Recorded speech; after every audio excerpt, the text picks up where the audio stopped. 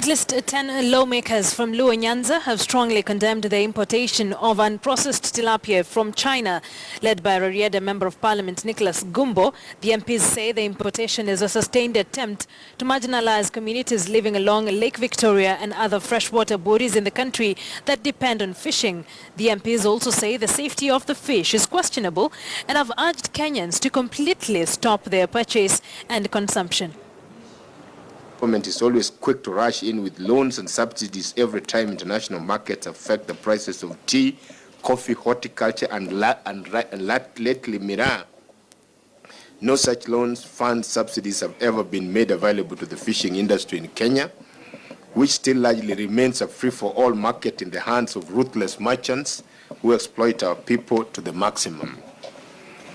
And then we also note the appalling lack of attention and investment the government has put in the fishing industry over the years, which is aptly demonstrated by lack of access roads to, and electricity to most of the fish landing sites, and reluctance to contract fish processing plants in most of the fish landing sites. You know, fish is a very perishable commodity, and the biggest problem why our people are subjected to exploitation by middlemen and merchants is the fact that they know that you leave it for a little while. When we get abundant harvest, it will rot.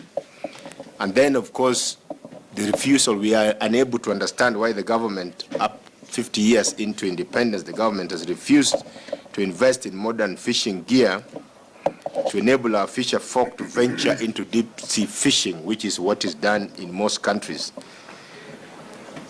Our concern is that the government permitting fish import from China must therefore be seen as nothing less than a scheme to completely kill the fishing industry in Kenya, in total disregard of the livelihoods being put at risk and possibilities of serious job losses for our fisher folk.